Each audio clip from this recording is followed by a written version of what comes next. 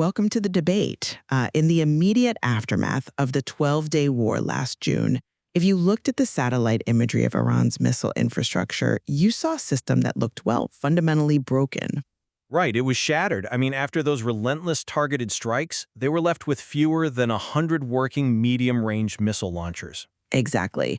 To a lot of observers, the strategic backbone of their military appeared entirely wiped out. Yet, if you read the comprehensive Ginser report that dropped this February, you'll find a consensus that the region is arguably in more danger today than it was before the war started. And the question is, why? Well, it comes down to how a military apparatus adapts to catastrophic friction. When you lose that much hardware, you don't just rebuild exactly what you had, you reevaluate how you project power. Yeah, which completely shifts how we have to look at the traditional military threat map of the Middle East. Precisely. We're so psychologically conditioned to look at these massive, expanding, concentric red circles radiating outward from the Iranian plateau, right? We train our eyes on the outermost edge of the circle, just assuming the furthest reach equals the greatest geopolitical danger. Which creates an inherent, and I would argue very dangerous, assumption that distance equals strategic dominance. Because when you actually zoom in, when you look at the immediate friction points right on the coastline, the operating bases, the ports, the energy choke points, that traditional map starts to feel highly misleading. Right. It forces a conversation about geometry versus mass. I mean, do you optimize your arsenal for a long-range strategic standoff threatening the whole board? Or, do you optimize for short-range tactical saturation, just flooding a specific vital zone? And that is exactly the central question we are exploring today. We're looking at the evolving projectile arsenal of Iran through the lens of that February 2026 Ginser report and the empirical data from the 12-day war. In a potential conflict with the United States and its regional partners, does Iran's primary threat lie in its massive, highly precise short-range arsenal, the SRBMs, the cruise missiles, the drones aimed squarely at the Gulf? Or does its rapidly reconstituted medium-range ballistic missile force, the MRBMs, remain its indispensable strategic anchor? Because your answer to that question dictates absolutely everything. It dictates where you place billions of dollars in radar infrastructure. Yeah, exactly. How you calibrate your early warning satellites, and ultimately, how you try to establish deterrence in a theater where the warning time is, well, it's shrinking to zero. So, I'll make the case that the short-range battle space is now the true center of gravity. The sheer mass, the pinpoint precision, and the immediate proximity of SRBMs and drones to vital U.S. and allied bases, it creates a highly lethal bolt-from-the-blue threat. It just complicates the math of air defense far more than longer-range systems ever could. And I will maintain that MRBMs are still the ultimate strategic lever. Yes, they took heavy losses last June, but their rapid reconstitution into advanced solid-fueled systems paired with maneuverable re-entry vehicles allows them to hold the entire Middle East at risk from deep within their own territory. Right. And that preserves their strategic depth, which is undeniably their most vital asset. Well, let's start with the hard numbers from the 12-day war, because attrition rates give us a very unfiltered look at reality. During that conflict, the MRBM force took an absolute beating. They suffered somewhere between a 40 to 60% attrition rate. Yeah, it was brutal. Israeli air superiority essentially chewed through that medium-range stockpile. But meanwhile, the short-range arsenal, the SRBMs and the low-flying cruise missiles, was largely untouched. Iran practically walked out of a major regional war with several thousand short-range projectiles and suicide drones just sitting in reserve, fully operational. If you're looking for a center of gravity today, you have to look at what actually exists in mass, ready to fire right this second. I hear that, and you're right about the snapshot from June 2025. But if you're listening to this and wondering why a depleted force still matters, you have to look at the staggering scale of their post-war reconstitution. Okay, fair. I mean, the Ginser report details how aggressively they rebuilt that MRBM stockpile. They are already back to roughly 2,000 systems. Wow. Yeah. That's essentially pre-war levels in less than a year. And crucially, they didn't just replace the liquid-fueled dinosaurs that got blown up. They dramatically accelerated the production of advanced solid-fueled MRBM systems like the Fata-1 and the Kabersaken. Right, the solid fuels. Exactly. And this wasn't a secret either. It was precisely this unyielding rapid expansion of solid-fueled MRBMs that triggered Israel's Operation Rising Lion. You don't launch preemptive strikes against a depleted, irrelevant asset.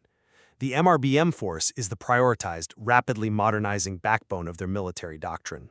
I see why you think that, but let me give you a different perspective. We need to look at what I call the glass cannon analogy. A glass cannon? Right. A glass cannon has immense striking power, but an incredibly fragile mechanism to actually deliver that strike. Yes, they rebuilt the missiles. They have 2,000 physical MRBMs in caves. But a missile without a launcher is just, an expensive metal tube. Well, sure, but The launchers are a severe, almost fatal choke point. During the 12-day war, Israel hit 293 launchers and managed to physically bury or block another 92 underground launch sites. right. By the end of that conflict, Iran was left with fewer than 100 working MRBM transporter erector launchers, or TELs. Even with rapid round-the-clock repair efforts, JINSA estimates they only have between 200 and 260 functioning TELs today. So, doesn't this finite bottleneck completely neutralize the threat of a massive stockpile? Not completely, no. I mean, you cannot fire 2,000 missiles if you only have a couple hundred functioning vehicles to elevate and launch them. That bottleneck inherently makes the highly mobile, highly abundant SRBMs the much more viable weapon system for a sustained war. The launcher bottleneck is a real operational constraint, absolutely. But it doesn't neutralize the strategic value of the MRBM, it refines the tactic. The fact that they only have a couple hundred MRBM launchers doesn't mean the weapons are useless. It means they will preserve those launchers for the targets that matter most. High-value targets. Exactly. It shifts their doctrine from rapid, blind saturation to calculated, high-value decapitation strikes. Meanwhile, SRBMs are functionally limited by a very stubborn law of physics: their range. True. If they rely solely on SRBMs, they are playing a purely tactical game. They can harass the edges. But the MRBM is what gives them a strategic veto over the entire theater. And let's not forget, digging out those 92 blocked launchers and building new, highly fortified underground missile cities, that has been their #1 engineering priority since the ceasefire. The choke point is tight right now, but they are widening it every single day. But that tactical game you mentioned, harassing the edges, is exactly why the geography of the Gulf heavily favors the short-range threat. Look at the map. You have vital U.S. and partner bases, Al Udeid in Qatar, Ali Al Salam in Kuwait, Al Dhafra in the UAE. These aren't just outposts. They are the logistical beating hearts of Allied operations. And they sit merely minutes from Iranian launch areas on the coast.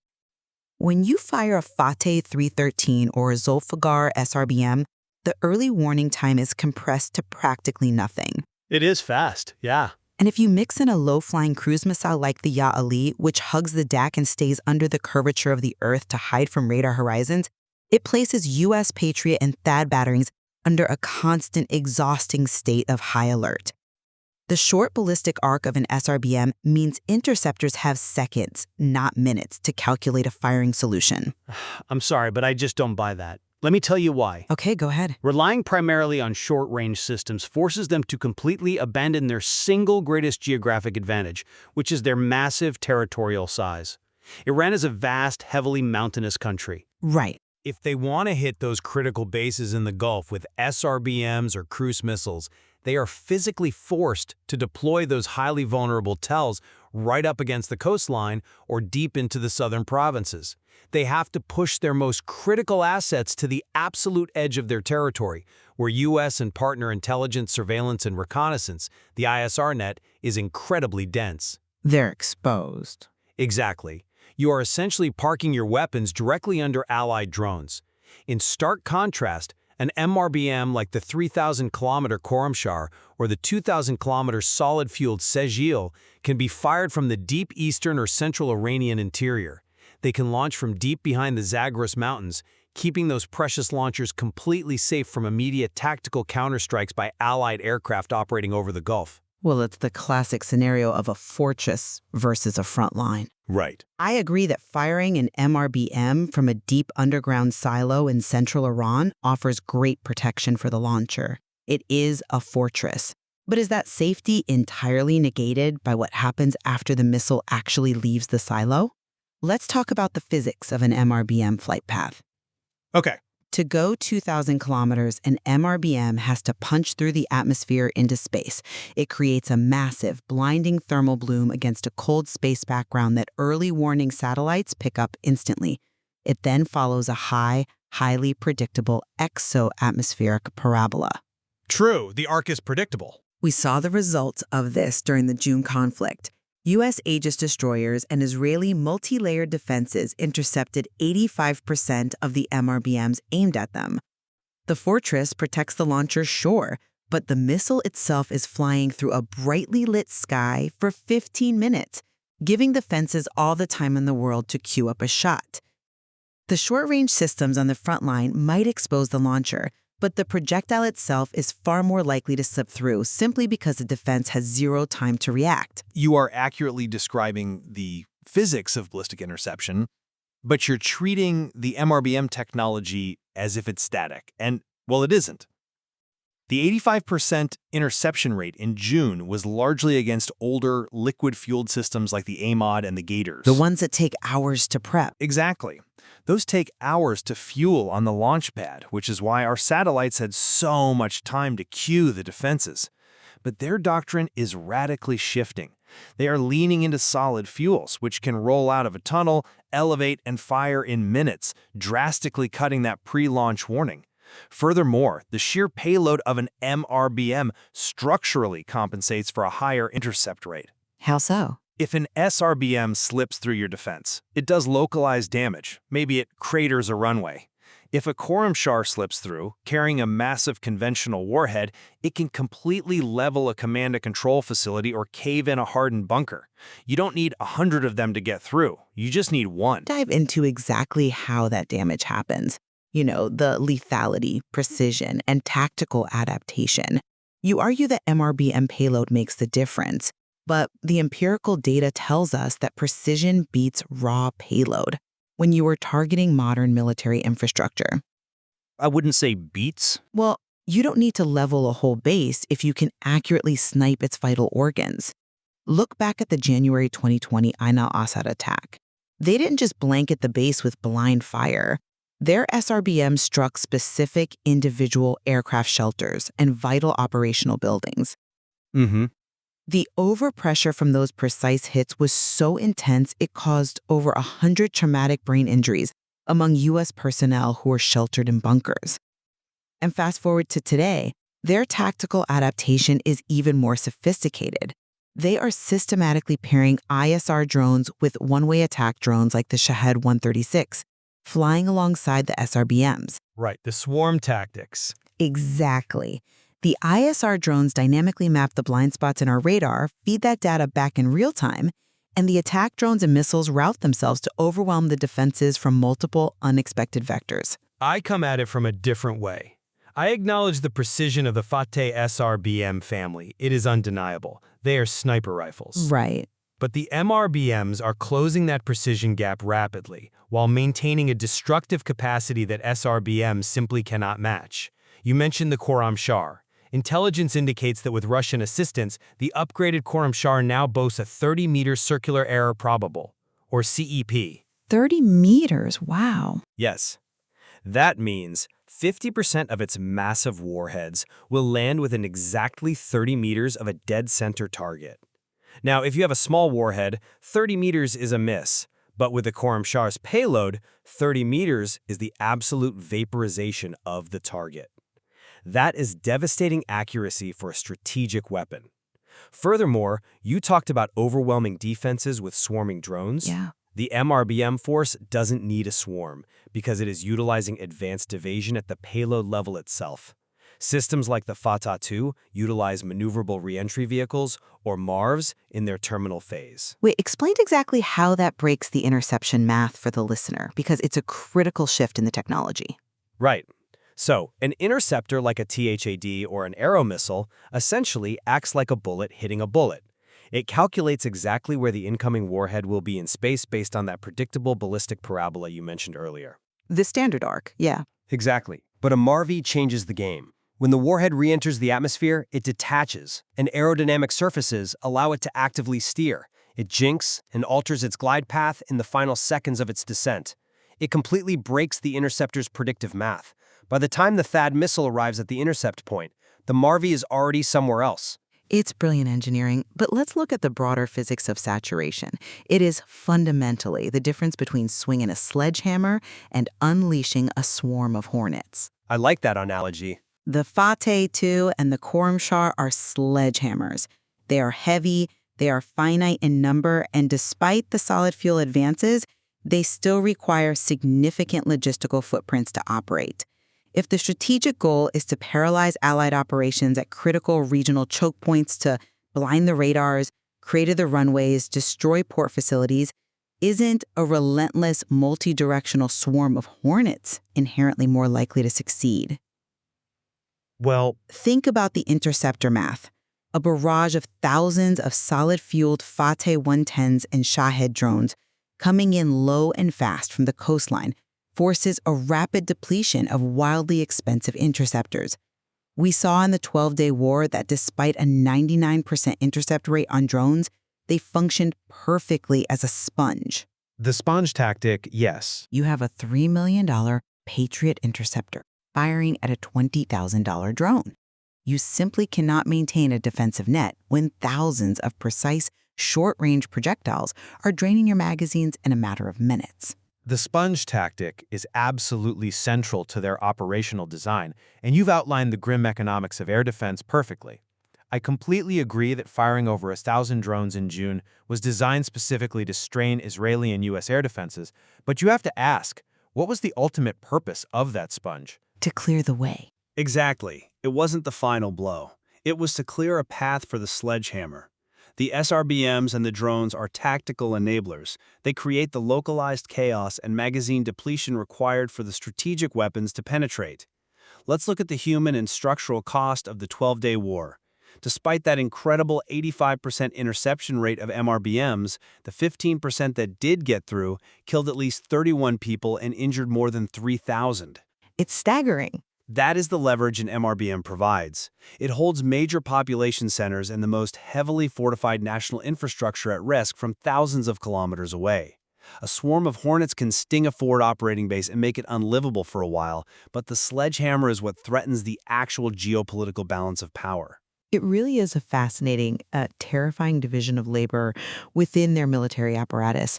We are looking at a highly integrated ecosystem where the short-range and long-range arsenals are actively evolving to cover each other's blind spots. You know, the swarm blinds you and the sledgehammer crushes you. Precisely. And what makes this current moment so dangerous, as the Genzo report explicitly highlights, is that Iran no longer views these weapons merely as hypothetical deterrents to be kept safely in the silo. With their nuclear breakout capacity currently constrained, the regime is demonstrating a much sharper urgency to actually execute large, untelegraphed conventional strikes to project power. Which brings us to a really vital point of convergence in this debate. Regardless of whether someone views the short-range swarm or the long-range sledgehammer as the true center of gravity, the empirical data from the source material points us to a shared, highly destabilizing reality, right? Their systemic transition towards solid-fueled systems across both categories of weapons. Absolutely. The transition away from liquid fuels is the great accelerator of this entire threat matrix. Think about the mechanics of it. A liquid-fueled Shahab-3 requires a convoy of fueling trucks, specialized handling equipment, and hours of preparation. It creates a massive thermal and logistical signature on the ground before it ever launches. So we can see them getting ready to throw a punch. We can. But a solid-fueled K-bar shaken, or RAD 500, is basically a giant, self-contained Roman candle. The fuel is already cast into the motor, it can emerge from an underground bunker, elevate, and fire in a matter of minutes. That fundamentally drastically reduces early warning times across the entire theater, regardless of whether the missile is aimed at a target 300 kilometers away or 2,000 kilometers away. And the second point of convergence we have to acknowledge is the vulnerability of the launch infrastructure itself.